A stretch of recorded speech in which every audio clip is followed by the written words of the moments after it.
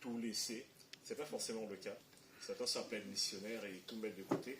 Et d'autres, vous pouvez servir le Seigneur dans sa maison. Vous pouvez être vraiment pied dans la maison de Dieu et avoir un travail où vous êtes aussi une lumière. Donc voilà, ne vous freinez pas s'il y en a certains ici qui peut-être avaient des questions qui se posaient. Ne vous freinez pas du tout. Et si vous sentez l'appel du Seigneur, foncez. Vous ne le regretterez pas. Croyez-moi, vous ne le regretterez pas. Et alors, Cathy m'a challengé un peu. Parce qu'elle m'a demandé gentiment si je voulais apporter un message qui se prête bien à la saison dans laquelle nous sommes. Et elle m'a demandé 2 fois. Donc désolé Cathy, parce que je t'ai jamais vraiment dit ce que j'avais à partager. Mais voilà, Cathy l'a soumis très gentiment et j'ai vraiment prié. Et bien évidemment, je vais parler de Noël, mais je vais aller sur un terrain qui est très très différent. Peut-être je vais vous raconter Noël d'une autre façon. Je vais vous apporter des éléments qu'on ne pouvait même pas rapprocher à ce récit. Mais vous savez, je n'ai pas besoin de vous dire en fait de quoi il s'agit. Pour la majeure partie d'entre vous qui est ici, je pense que vous êtes chrétiens nés de nouveau. Ici, il y en a qui ne sont pas encore nés de nouveau. N'hésitez pas, courez pour vous faire baptiser. Je suis sûr que Cathy sera un plaisir. Mais j'ai envie de vous dire ceci. On est dans une période où on est vraiment tous le regard fixé sur l'histoire de la nativité. Et se dire, Jésus est venu dans ce monde. Et ce qui est magnifique, c'est que ce soit chrétien ou non chrétien, il n'y a personne qui a jamais remis en question le fait que Jésus soit né. J'ai entendu des gens remettre plein de choses en question. Est-ce que Jésus est vraiment Dieu? Est-ce que Jésus était le prophète? Est-ce que Jésus est vraiment le Messie? Il y a eu plein de questions qui se sont posées. Il y a eu plein de choses qui ont été remises en question, même dans le pays, sur la place de la foi, du christianisme. Mais personne n'a jamais remis en question la naissance de Jésus. Et je ne sais pas si vous vous rendez compte du signal que ça envoie, parce que la naissance de Jésus est un message en lui-même. Le fait que Jésus naisse, lorsque l'ange vient pour annoncer que Jésus va naître, qu'est-ce qu'il dit? Vous savez, il va donner à Marie le nom de Jésus. Mais lorsqu'il va annoncer sa venue, il l'appelle autrement, il l'appelle Emmanuel. Et pour moi, ça c'est super intéressant, c'est super important. Parce que dans notre vie chrétienne, dans notre marche chrétienne, il arrive parfois que nous traversons des moments difficiles et on se dit, Seigneur, où es-tu? Seigneur, tu m'as abandonné, qu'est-ce qui se passe? On peut demander au Seigneur pourquoi on vit telle ou telle chose, pourquoi notre vie est bloquée, pourquoi on ne change pas. On peut avoir plusieurs questions qu'on se pose. Mais il y a une question que j'encouragerais les chrétiens de ne plus jamais se poser. Est-ce que Dieu est avec moi? Amen. Parce que la preuve que Dieu est avec vous ne réside pas dans ce que vous faites. La preuve que Dieu est avec vous réside dans une naissance. La naissance de Jésus était le signe clair que Dieu est avec vous. Là, il est venu et il a posé un élément concret. J'aime comment est-ce que l'apôtre Paul parle de ça. Il dit, Dieu ne peut pas mentir. Et il dit que Dieu l'a dit par sa parole, mais il a fait aussi un serment. C'est-à-dire que Dieu a donné une preuve et il a confirmé cette preuve pour dire, s'il y a une chose que j'aimerais que vous gardiez toujours, c'est que je suis avec vous. Et le fait que Jésus naisse, le fait que la Vierge tombe enceinte, que Jésus naisse, est la preuve que je suis avec vous. Donc je sais que dans la difficulté parfois dans la vie, on peut avoir l'impression qu'il n'est pas là. On peut avoir l'impression que les choses n'avancent pas, on peut être bloqué pendant longtemps. Mais ne vous questionnez jamais sur est-ce que Dieu est avec moi ou pas. Dieu sera toujours avec vous. Amen. Dans mon cheminement de foi, j'ai toujours pensé que Dieu était avec moi en fonction de ce que je faisais ou ne faisais pas bien. J'ai toujours pensé que la présence de Dieu dépendait de mes actions. Mais je vais juste vous amener dans une réflexion. Une première, parce qu'il y aura plusieurs réflexions aujourd'hui. Si la présence de Dieu dépend de ce que vous faites ou ce que vous ne faites pas, ça veut dire que c'est vous qui dites au Seigneur où il peut aller ou où il ne peut pas aller. C'est vous qui dites au Seigneur où il peut être et où il ne peut pas être. Et d'ailleurs, si la présence de Dieu dépendait de votre perfection, votre sainteté, comment ça se fait que Jésus pouvait marcher au milieu des collecteurs d'impôts, qui étaient les mafieux de l'époque, ou des prostituées? Jésus n'aurait jamais supporté leur présence. Parce que dans notre pensée, on se dit, j'ai péché et Dieu s'éloigne de moi. J'ai fait une erreur et Dieu va loin de moi. Mais quand Jésus est venu sur la terre, c'était tout le contraire. Jésus avait vraiment le don de se retrouver toujours où on avait besoin de lui.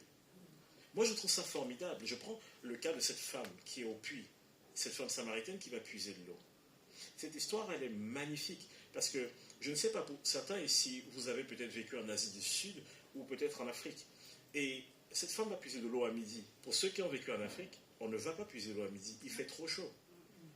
Entre midi et 15 heures, c'est le moment où personne ne sort. Il fait trop chaud pour ça. Donc cette femme a choisi un créneau horaire où elle ne croiserait personne. Et Jésus s'est débrouillé pour être là. Et donc parfois dans notre raisonnement, dans notre pensée, on va se dire, j'ai mal fait, donc Dieu va s'éloigner de moi. Mais Jésus, dans ses actions, nous montre le contraire. Il dit non, justement parce que tu as mal fait, tu as besoin de moi. Et si tu ne sais pas où me trouver, moi je sais où te trouver. Amen. Et ça m'a toujours marqué. Parce que moi, au début de ma conversion, j'avais toujours l'image d'un Dieu très dur. Moi, j'ai grandi dans une culture africaine. Même si mes parents ont été vraiment de bons parents, du moins ils ont vraiment fait ce qu'ils pouvaient, il y a des choses qui m'ont questionné. Et donc j'ai grandi dans une culture où la vie était dure, la vie était compliquée. Et donc pour moi, ça a construit dans ma pensée l'image d'un Dieu qui peut être très lointain, qui peut être très dur, qui peut être très exigeant. Et donc, m'imaginer il y a quelques années qu'en réalité, c'est Dieu qui est en train de courir après mon cœur, ça m'a bouleversé. Parce que je me suis dit, je cherche Dieu de tout mon cœur.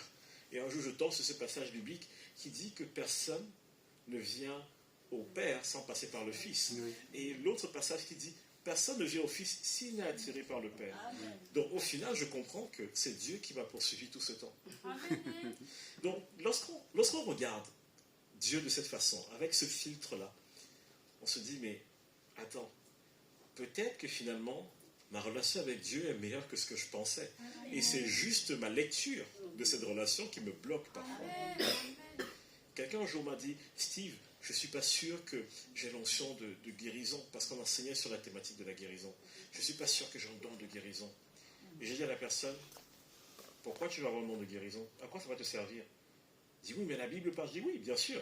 Dieu a donné à certains le don de guérison. Le Saint-Esprit nous donne des dons selon son bon vouloir.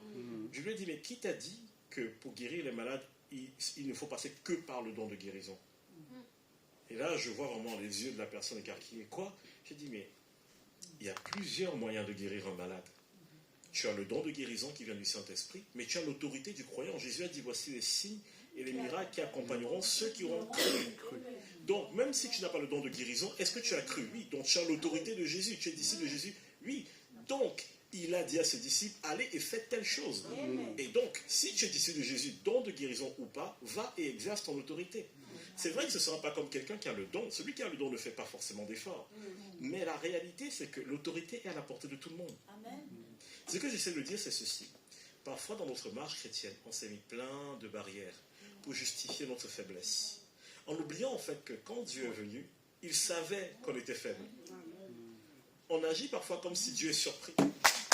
Mais il n'est pas surpris. Dieu, quand il est venu nous chercher, il était au courant. Et je sais que l'évangile que je prêche parfois déstabilise. Parce que les gens me disent, mais si tu prêches comme ça, on va se relâcher. Je dis, mais attendez, si vous faisiez ce que vous faites par pression, ça veut dire que vous n'avez pas encore goûté l'amour de Dieu. Parce que quand on est amoureux, excusez-moi le terme, on devient un peu bête. Merci. Je vois qu'il y a des gens qui sont très encouragés par mon message. Et je vous assure, moi je me souviens de quand j'étais amoureux, je suis tombé amoureux de ma femme.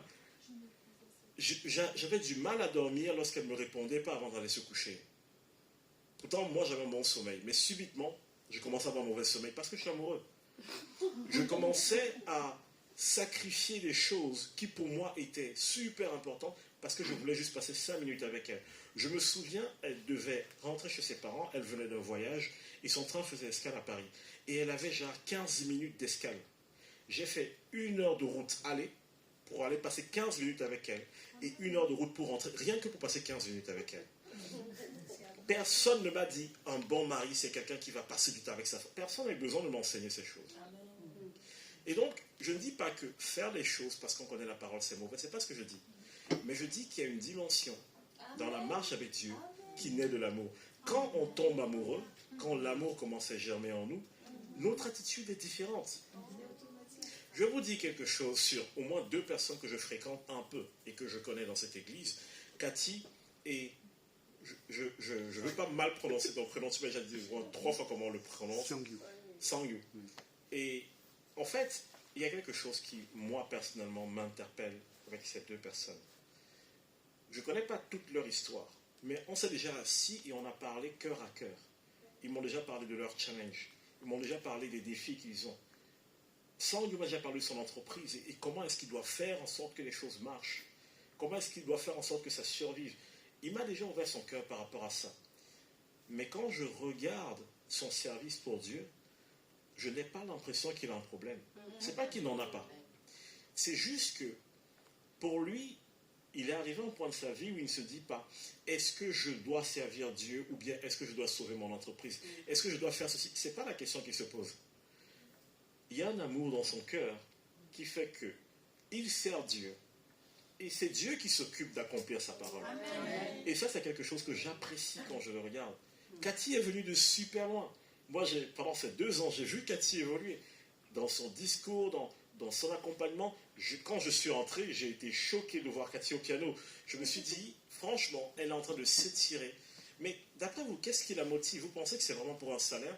Moi, pour le peu que je sais, ce n'est pas pour un salaire qu'elle fait ça. C'est parce qu'elle est tombée amoureuse de Dieu et elle a compris quelque chose. Et elle a compris l'importance. Et elle s'est dit que ce soit pour une vie ou pour 50 ou pour 100, il faut que quelqu'un soit là et garde la lampe allumée. Amen. Et c'est là où j'ai vraiment envie d'encourager les chrétiens. Parce que dans une église où tout le monde prend conscience de ça, peu importe la taille de l'église, le poids ne repose plus seulement sur les épaules des anciens du pasteur. Parce que ça ne devient plus l'église des anciens du pasteur, c'est l'église des chrétiens. Mais vous savez, pour vivre cette chose, il faut être conscient de quoi?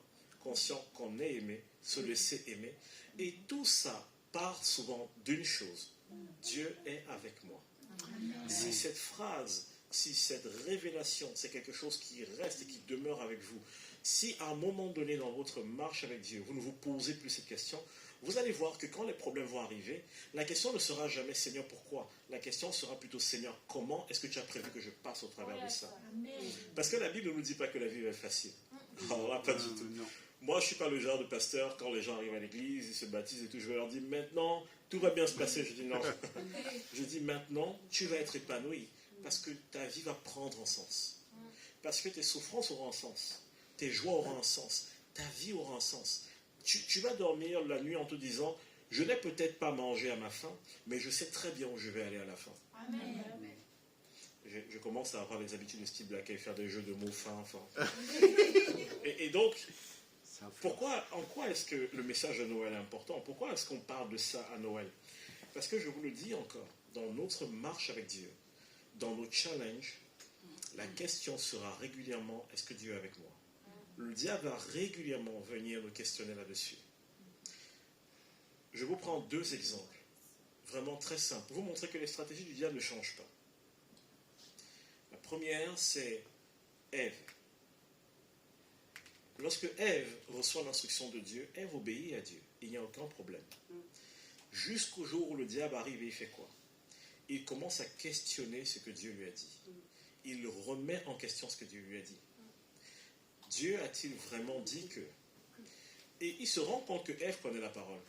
Parce qu'elle répète ce que Dieu a dit. Donc il sait. Il dit, ok, très bien, connaît la parole. On passe à l'étape numéro 2. Comment je fais pour la détourner? Je lui fais croire quelque chose au sujet de Dieu qui est faux. Non, mais en fait, ce qu'il a dit est vrai. Mais il sait bien que le jour où vous mangerez ça, vous serez comme lui. Et il commence à prêter des intentions à Dieu. Regardez ce qui est intéressant.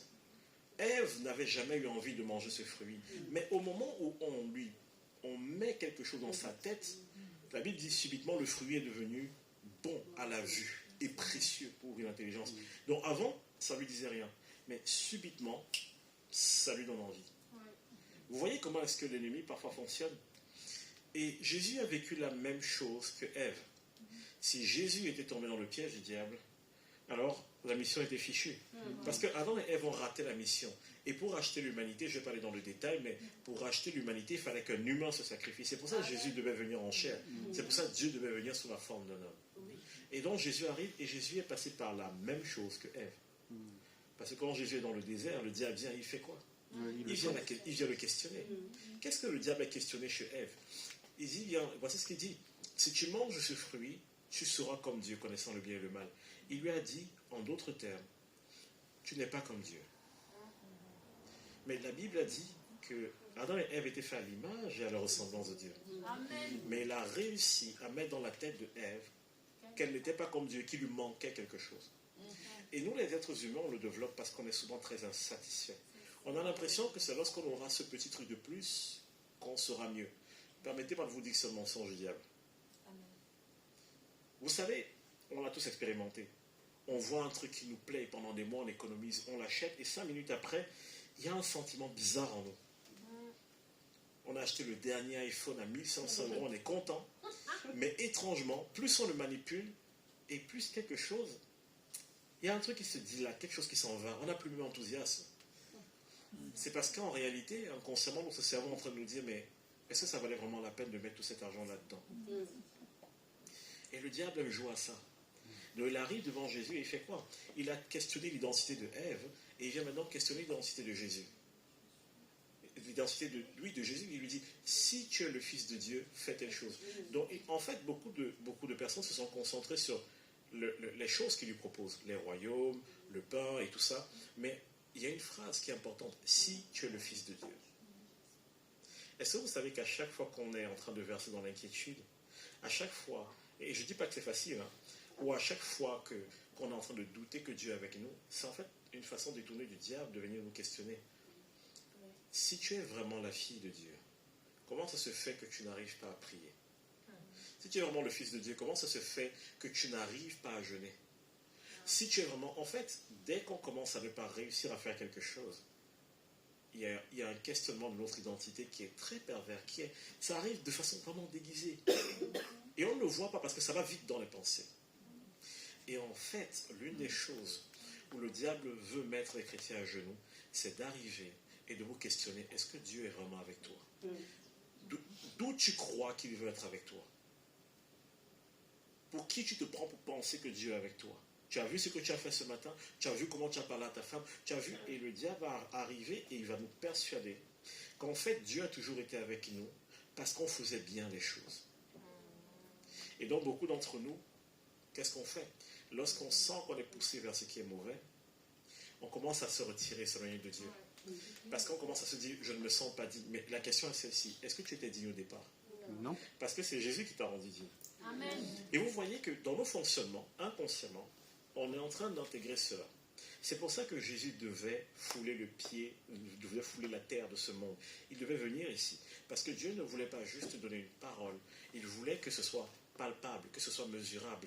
Au moment où Jésus est entré dans ce monde, Dieu a dit, maintenant, voici sous vos yeux la démonstration et la preuve que je suis avec vous. De sorte que plus jamais un chrétien ne se questionne.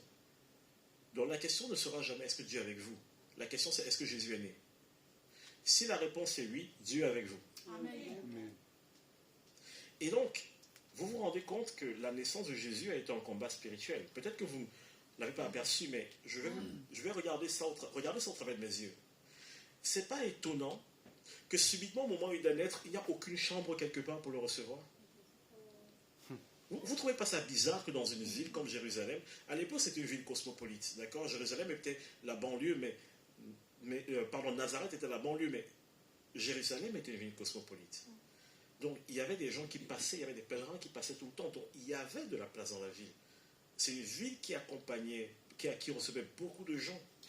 Je ne sais pas si vous regardez peut-être la série de Chosen, mais vous allez, de Chosen, c'est une série sur la Bible.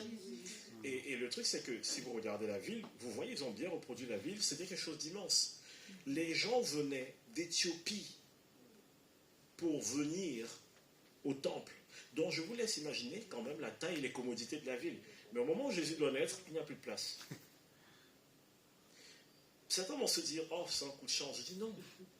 C'est un combat spirituel. Il y a une raison à cela. Le diable avait la main mise sur la terre. Qui va laisser entrer celui qui va le détruire dans son royaume? Si je vous dis que la personne que vous allez héberger chez vous va vous voler, vous ne le laisserez pas entrer. Le diable savait très bien que si Jésus met les pieds sur la terre, son plein fichu, il le savait. Donc il ne fallait pas qu'il vienne. Il ne fallait pas qu'il entre. Et il a mis tout ce qu'il fallait il a mis les Romains comme soldats, il a mis permettez-moi le terme, un idiot au gouvernement à la tête pour diriger la nation. En fait, il a tout fait pour être sûr que personne ne le laisserait venir. Pour être sûr qu'il n'aurait aucun endroit pour naître. Vous savez que la prophétie disait qu'il devait naître à Nazareth. Si Jésus ne naissait pas à Nazareth, la prophétie tombait à l'eau. Donc, tout ça pour nous, ça peut sembler des trucs anodins, mais il y avait un vrai combat pour que Jésus ne vienne pas, et surtout pas là où c'était prévu, pour que la prophétie ne s'accomplisse jamais. Mais moi, j'aime vraiment comment Dieu a rempli de sagesse certaines personnes. Les rois mages, quand ils ont vu l'attitude d'Hérode, ils se sont dit, on ne va pas revenir vers celui-ci. Ils se sont dit, lui là, il a dit qu'il veut voir le Messie qui doit naître, mais on ne le sent pas trop. Vous vous rendez compte que celui qui devait sauver l'humanité a failli ne pas trouver un endroit pour atterrir. Vous imaginez un avion qui ne trouve aucun aéroport pour atterrir. Pourtant, c'est l'avion qui contient tous les aliments dont on a besoin. Voilà le combat dans lequel on est. Et vous savez, ce combat spirituel ne s'est pas passé qu'il y a 2000 ans. Il se passe toujours actuellement. Parce que vous êtes Nazareth désormais. Amen. Parce que Dieu va toujours chercher le moyen par lequel il va entrer dans votre vie. Il va toujours chercher le moyen par lequel il va vous apporter sa parole, son réconfort, sa guérison, sa puissance. Il va toujours chercher ce moyen. Et que va faire le diable? Il va venir dans vos vies et dans vos cœurs, travailler encore et encore, afin que Dieu ne trouve pas de place en vous. C'est ça mon interpellation. Est-ce que Dieu, aujourd'hui, s'il a envie, il trouve de la place en vous? Prenez 30 secondes et juste écoutez le Seigneur maintenant. Vous êtes tous capables d'entendre Dieu. Écoutez le Seigneur. Et dis-lui, Seigneur, dans quel domaine de ma vie est-ce que je n'ai même pas trouvé une pièce pour que tu viennes? Dieu ne demande pas beaucoup. Dieu ne demande pas que vous lui construisiez un palace. Il n'a pas besoin de ça. Parfois, Dieu a besoin d'une chambre de bonne, ça lui suffit largement. Amen. Dieu n'a pas besoin que vous ouvriez les bâtons de votre cœur. Si vous ouvrez la fenêtre, ça lui va. Il a juste besoin de dire ceci. Si je frappe, je veux que tu me laisses entrer. Tant que je suis dedans, ça me va. C'est la personne la plus humble.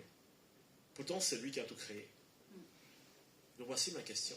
Quel est le domaine de votre vie où Dieu n'arrive pas encore à avoir de la place? Est-ce que c'est un manque de pardon? Est-ce que c'est un manque de confiance? Est-ce que c'est un besoin de guérison émotionnelle? Quelles sont les choses? Quelles sont les pensées? Quelle est la partie de vous où vous vous dites, Seigneur, je pense que tu n'es pas encore dans ce domaine de ma vie? Donc, Jésus devait venir dans ce monde. Mais le diable ne voulait pas. Mais il a réussi. Il est venu, et il est venu par le moyen le plus humble possible. Il est né dans une étable, parmi les vaches et les chèvres. Je ne sais pas si quelqu'un a déjà vécu à la campagne ici, mais moi j'ai eu des animaux. Je peux vous dire que pour dormir au milieu des animaux, il faut être fort, parce que l'odeur, c'est quelque chose. Donc Jésus est venu à un endroit où personne n'irait se coucher. Personne n'irait dormir. Il est venu dans l'endroit le plus humble. Mais il est venu. Tout ce qui importait pour Dieu, c'est qu'il vienne. Parce que Dieu savait qu'au moment où Jésus allait fouler le sol de cette terre, ça devenait la démonstration, la preuve qu'il est avec nous. Et c'était tout ce dont nous avions besoin. Vous savez, quel que soit ce que vous traversez, peu importe le temps que ça prend, je vous invite juste à toujours vous répéter, vous dire, Seigneur, je ne comprends pas tout, mais tu es avec moi. Amen. Tu es avec moi parce que c'est une promesse que toi tu me fais. Pas parce que c'est quelque chose que moi j'ai accompli afin que ça arrive. Amen. Tu es avec moi parce que c'est ton amour et ta fidélité qui me gardent. Ce ne sont pas mes bonnes œuvres. D'ailleurs, la Bible dit que Dieu a prévu des bonnes œuvres pour que nous les accomplissions. Donc, ce n'est même pas nous qui allons essayer de faire de bonnes œuvres pour que Dieu nous dise « Oh, tu es un bon fils, tu es une bonne fille ». Non, Dieu les a prévus d'avance. Ça veut dire que quand j'apprends à embrasser Dieu et à vivre et à grandir avec lui, lui-même me conduit dans le sentier des œuvres qu'il a prévues pour moi. C'est aussi pour ça qu'il y a des chrétiens qui me disent « Oh, je crois dans mon cœur ». Je dis « Montre-moi tes œuvres ». Parce que je verrai si ce sont les œuvres du Seigneur qu'il a accomplies au travers de toi, ou bien si tu essaies de me flouer en me disant « Non, mais je crois, mais… » Donc les chrétiens pratiquants, ça n'existe pas. Et pratiquer ne veut pas dire que vous devez tout faire dans l'église, c'est pas ce que je suis en train de dire. Mais ce que je suis en train de dire, c'est ceci. Plus je m'attache au Seigneur, plus je fais de lui mes délices, et plus il aplanit les sentiers dans ma vie. Cet amour qui est en train d'être construit, le fait que mes yeux soient fixés sur sa fidélité, me positionne dans la vie. Et ma réponse à son amour, c'est de l'aimer. 1 Jean 4, 10. L'amour consiste non pas en ce que nous l'avons aimé, mais en ce qu'il nous a aimés en premier. Donc vous comprenez que notre amour doit toujours être une réponse à l'amour de Dieu. Mais comment aimer quelqu'un qu'on pense être lointain, distant, qu'il n'est pas là? Vous voyez un peu comment le diable parfois vient sur des petits mécanismes. Et il sait que tant qu'on n'est pas assuré dans certaines choses, on ne peut pas être enraciné dans l'amour de Dieu. Et si on ne peut pas être enraciné dans l'amour de Dieu, on ne peut pas l'aimer correctement. Et si on ne peut pas l'aimer correctement, le diable revient pour nous accuser en disant « Mais tu n'es pas un bon chrétien en fait. » Vous voyez comment il est vicieux. Donc j'ai juste envie de vous encourager en vous disant ceci. Dieu a prévu que l'humanité sache qu'il est avec eux. Il a prévu cela. La naissance de Jésus n'a jamais été remise en question.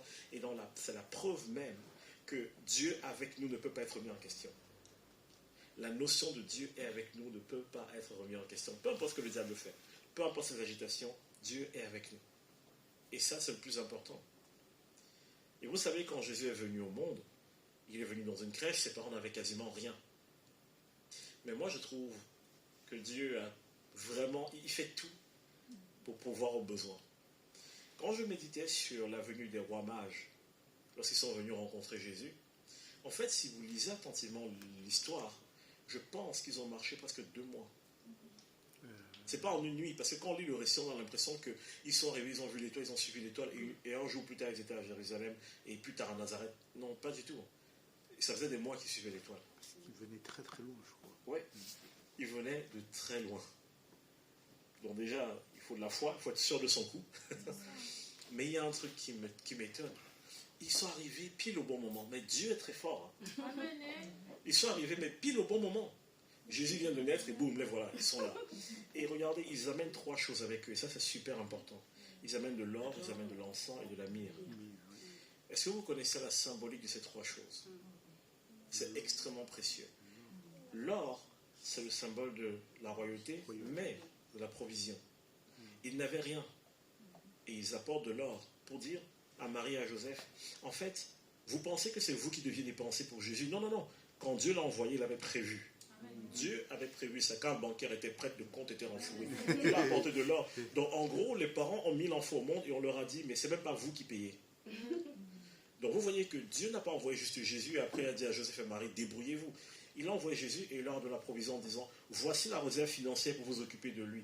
Donc en gros, je vous donne mon fils et vous vous en occupez. Vous imaginez le privilège?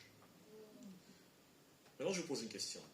Quand Dieu envoie les gens à l'église, quand de nouvelles personnes franchissent ce seuil de la porte pour venir ici, comment vous les voyez? C'est sûr que vous vous dites, une nouvelle personne est venue, on va l'accompagner, on va faire de lui notre frère, on va l'aider, machin. Après on dit, on n'a peut-être pas les finances. Qui l'a envoyé?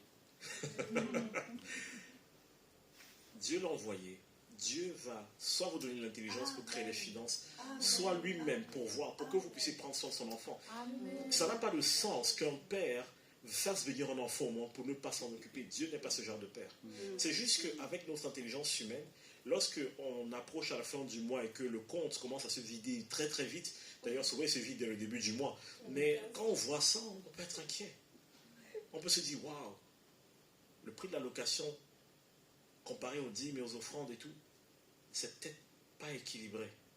Et je suis sûr, je n'ai même pas besoin de leur demander que Cathy a des témoignages de miracles financiers où des fois elle a dû voir, les fois que tu es arrivé, elle s'est dit, bon, il faut que Dieu fasse quelque chose ce mois-ci. Et moi je suis sûr que si vous êtes là, c'est que Dieu l'a fait.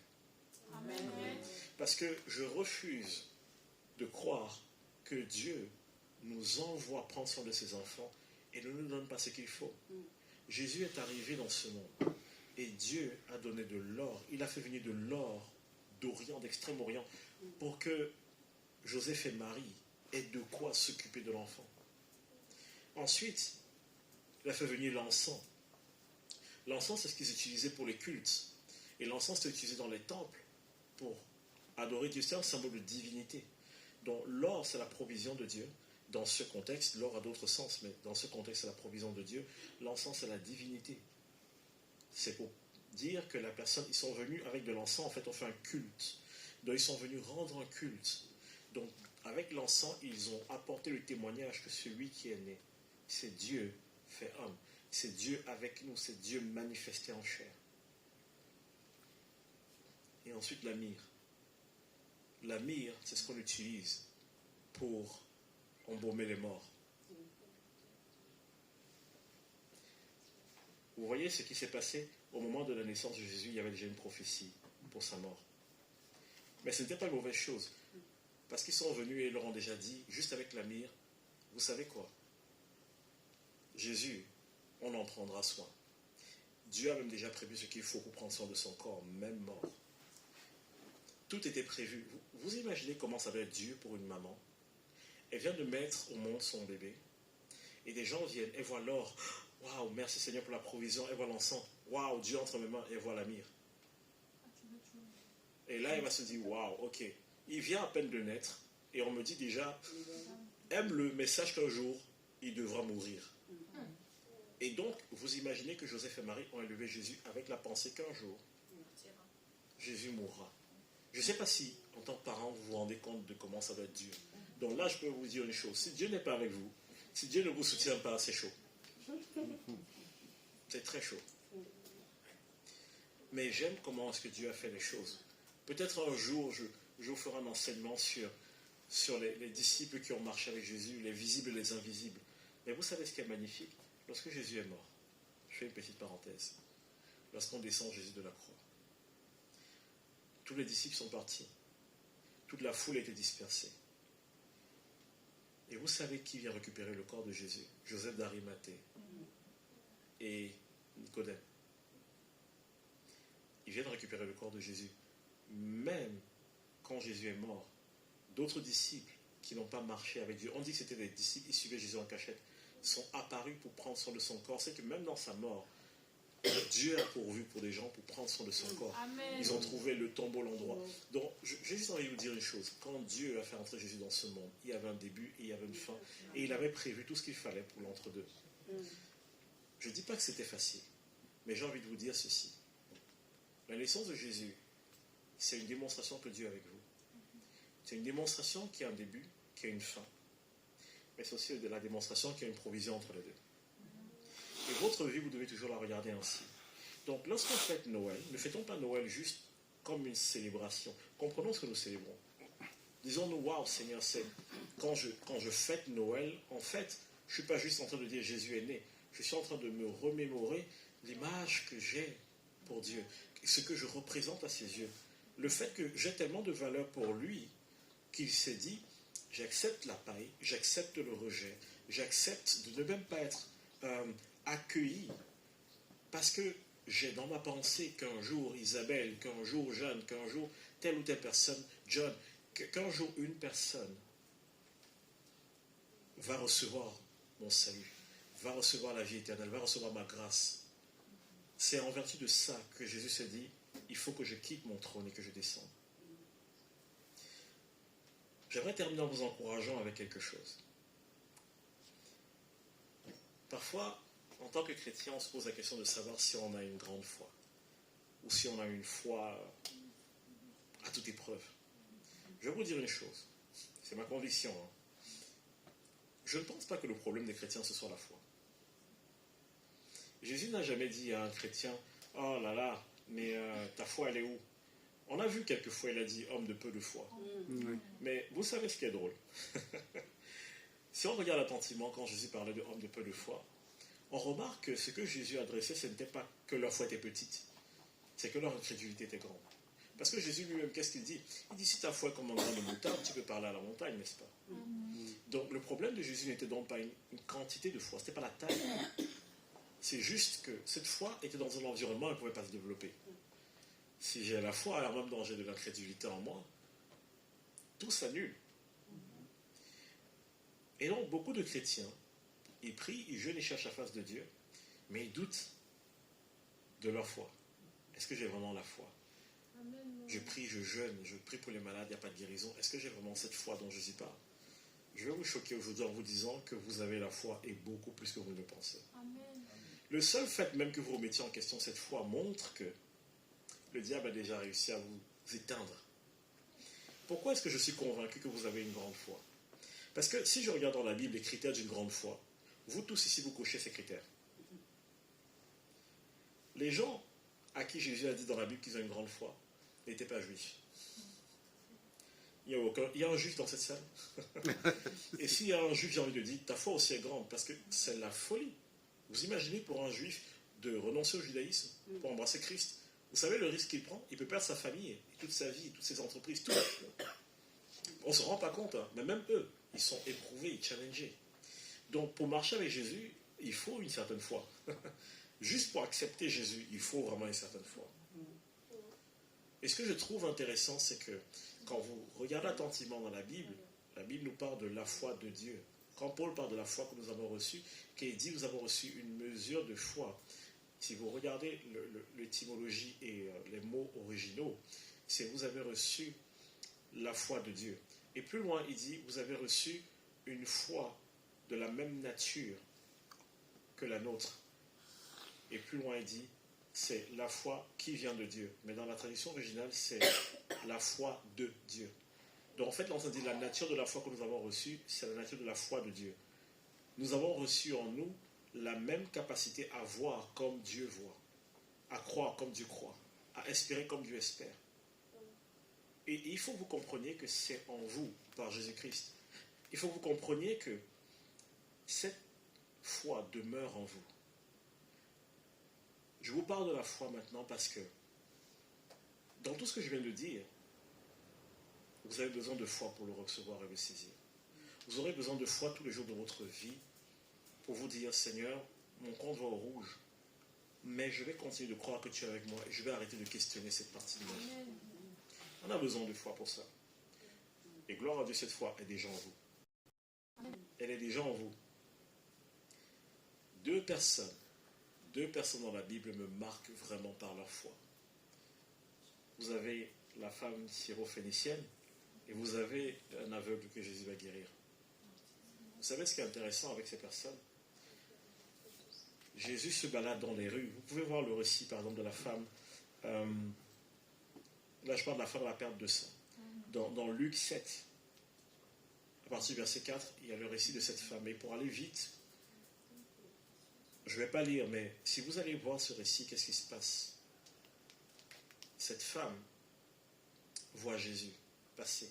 Et elle se dit, si je touche le pan de son vêtement, je serai guéri. Amen. Et pendant longtemps, je n'ai pas compris le sens de ça. J'ai dit au Seigneur, mais ça sert à quoi? Pourquoi elle devait toucher le pan de son vêtement? Pourquoi elle ne pourrait pas toucher son pied? Pourquoi pas sa main?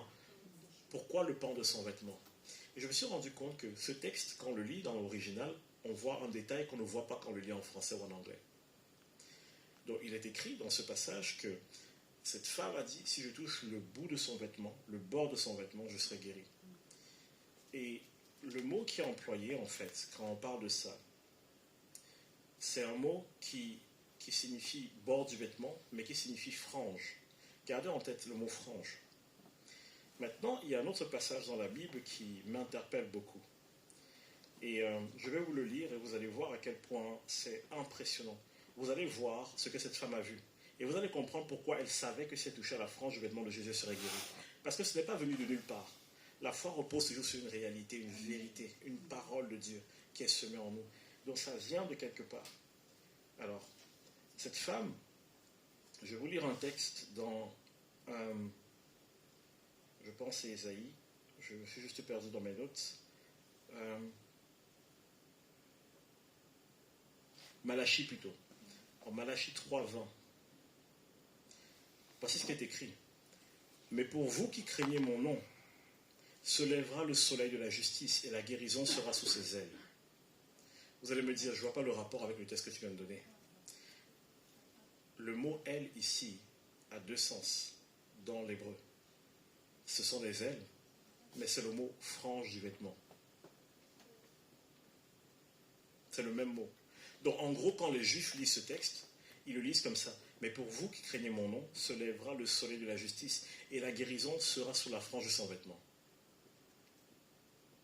Ça change tout, hein? Voilà pourquoi cette femme savait que si elle touchait la frange de son vêtement, elle serait guérie. Mais vous savez où est la foi de cette femme? Ce n'est pas dans le fait de toucher le vêtement de Jésus. C'est qu'elle devait croire que Jésus est le soleil de justice dont la Bible parlait. Elle devait croire que c'était lui qui avait été prophétisé. Amen. Donc, lorsqu'elle a touché son vêtement, c'est parce qu'elle croyait que c'est lui dont les Écritures parlaient. Pourtant, les pharisiens, les responsables spirituels ne croyaient pas cela. Donc, vous imaginez que cette femme a dû défier la croyance populaire pour obtenir quelque chose de Dieu. Vous êtes ces personnes. Vous avez toutes ces histoires, des origines, des cultures. Et vous avez choisi de défier toutes ces choses pour croire à ce que la parole dit. Donc vous qui doutiez que vous aviez une grande foi, vous l'avez. Donc cette femme, elle avait une perte de sang dans l'état impur, elle n'avait pas le droit de s'approcher de la foule. Mais cette femme a risqué sa vie, elle a risqué la lapidation parce qu'elle croyait que ce que ce passage dit, c'est la parole de Dieu, c'est la vérité. Et elle savait qu'en touchant le bord du vêtement de Jésus, elle serait guérie. Parce que la prophétie dit que la guérison est sous les ailes, mais ça veut dire la guérison est sous la frange du vêtement. Cette femme connaissait la parole. Cette femme avait reçu la révélation que celui qui marche devant elle, c'était celui dont la prophétie parle, le soleil de la justice. Et je vous ai parlé de cet aveugle qui entend que Jésus est en train de marcher, que Jésus est en train de passer. Et qu'est-ce qu'il fait? Il crie: Jésus, fils de David, aie pitié de moi. Je vais vous poser une question. Il avait vu Jésus? Comment un aveugle savait alors que c'était... Comment il a su? Comment il a su? Vous n'êtes jamais étonné, vous n'êtes jamais demandé, les aveugles, on les mettait à l'entrée du temps, ils n'entraient même pas pendant les enseignements. Donc ma question est celle-ci: comment ils pouvaient savoir? Il devait entendre de loin les livres d'Ésaïe qu'on lisait régulièrement pendant les fêtes, dont toute sa foi était basée sur, il connaissait, il ne pouvait pas voir, mais il avait entendu la parole qui disait comment le Messie serait et ce que le Messie ferait. Et ensuite, il a dû entendre des gens autour de lui parler. Il y a un homme à Nazareth et tout, il fait ce genre de miracle. Il est à Jérusalem, il est en Galilée. Dans lui, il a entendu Jésus, il ne l'a jamais vu, il l'a entendu. Et le jour où on lui a dit, voilà ce Jésus qui passe, et ça lui a suffi. Et vous savez ce qui est magnifique? Il l'appelle fils de David. Est-ce que vous savez que fils de David, c'était l'un des titres du Messie à venir? Amen. Quand vous lisez l'histoire, dès qu'il a crié Jésus, fils de David, aie pitié de moi, qu'est-ce qu'on lui a dit? Tais-toi. On ne voulait pas qu'il parle. Vous savez pourquoi on ne voulait pas qu'il parle? Parce que dire publiquement que Jésus était le fils de David, c'était comme dire publiquement que Jésus était le Messie. Et vous imaginez à cette époque le danger dont les gens, quand ils disaient tais-toi, ce n'est pas parce que c'était méchant. C'est parce qu'ils disaient, hey, si les religieux t'entendent, on va te lapider, parce que c'est du blasphème. Mais cet homme ne voyait pas. Mais il savait que c'était le Messie qui marchait là devant lui. Il a entendu la parole, il a entendu le témoignage, ça lui a suffi. Et il l'a appelé jusqu'à ce que Jésus s'arrête et que Jésus dise, amenez-le-moi. Est-ce que vous savez que ces deux personnes que je vous ai citées, Jésus n'a pas prié pour elles? Elles ont cru, elles ont obtenu. Jésus lui a dit, tu veux quoi? Il lui a dit, je veux voir. Jésus lui a dit, ok, vas-y, c'est bon. Jésus n'a même pas prié. La femme qui a tenu la frange du vêtement de Jésus, Jésus n'a pas prié pour elle, elle a touché Jésus. La puissance de Dieu qui est en Jésus était obligée de sortir. Jésus a senti qu'on lui a pris quelque chose. Maintenant, je vais vous poser une question. Vous qui êtes ici, l'église est libre, qui êtes-vous? Est-ce que vous aussi, vous serez comme ces personnes dont j'ai pris l'exemple et vous allez vous dire, maintenant que je sais que Dieu est avec moi, je ne remettrai plus jamais en question cette parole. À chaque fois que je vais célébrer Noël, à chaque fois que je vais voir, penser à la naissance de Jésus, je vais me souvenir que c'est une démonstration, une preuve tangible que Dieu est avec moi. Cela ne repose pas sur mes émotions, cela ne repose pas sur mon interprétation de la Bible, sur mes capacités, mais cela repose sur un événement que Dieu a mis dans l'histoire de l'humanité, que personne ne va plus jamais changer. Qu'est-ce que vous serez capable maintenant d'accomplir avec Dieu? Qu'est-ce que vous serez capable de faire maintenant que vous savez que Dieu est avec vous et rien ne changera ça? Qu'est-ce que vous allez être capable de faire en sachant que parfois vous vous trompez, mais Dieu reste avec vous? Dieu n'est pas avec vous parce que vous êtes aimable. Dieu est avec vous parce que Jésus est né. Amen. Ces personnes qui ont cru sans avoir vu, ces personnes qui ont pris la parole et qui l'ont mise dans leur cœur, elles ont vu le fruit de leur foi. Vous avez la parole, comme cette femme à la perte de sang. Et c'est sur cette parole qu'elle a saisi Jésus. Et vous avez la révélation du Messie, comme cet aveugle qui n'a jamais vu Jésus avec ses yeux, mais qui a cru. Qui ici a déjà vu Jésus avec ses yeux? Personne. Mais vous avez cru. Et ces deux personnes, juste en se tenant là-dessus, ont vu la manifestation de Dieu. Et moi, j'ai envie de vous dire ceci. Si vous regardez désormais la naissance de Jésus comme une démonstration que Dieu est avec vous, et que plus jamais dans votre vie, l'ennemi ne vienne vous questionner là-dessus, vous allez marcher dans des exploits avec Dieu qui vont être extraordinaires. Et au travers de votre témoignage, vous serez une lumière pour cette nation. Je vais prier, on va terminer. Seigneur, je veux bénir cette église et cette assemblée, Père. Seigneur, je prie que plus jamais ils ne voient la fête de Noël de la même façon. Qu'ils réalisent, Seigneur, tout ce qui est caché dans le seul fait que tu es venu dans ce monde et tu as marché sur cette terre. Qu'ils réalisent, Seigneur, que ta venue, ta naissance est la démonstration que tu es avec nous, Seigneur. Tu ne nous quittes pas, tu ne nous délaisses pas, tu ne nous abandonnes pas. Et je prie, Père, que cette semence porte beaucoup de fruits, afin qu'il soit rempli d'assurance pour annoncer ton évangile, pour être une lumière pour ce monde, parce qu'ils savent désormais que tu es avec eux, et rien ne peut changer cela.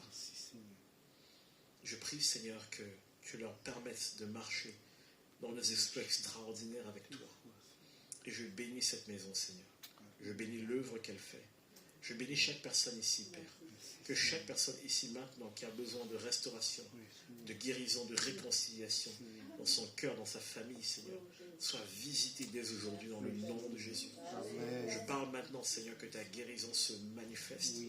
Tu es le soleil de justice. Alléluia. La guérison, Seigneur, est sous tes ailes. Seigneur. Et tu nous dis, Seigneur, que celui qui demeure à l'abri du Très-Haut repose à l'ombre de tes ailes. Alléluia. On repose à l'ombre de ses ailes, Seigneur. Merci. Et nous reposons à l'ombre de tes ailes, Oui, Père. Seigneur. Et nous savons que ta guérison vient nous restaurer corps, âme et esprit. Dans le nom de Jésus, j'ai prié. Amen. Amen. Merci, Seigneur.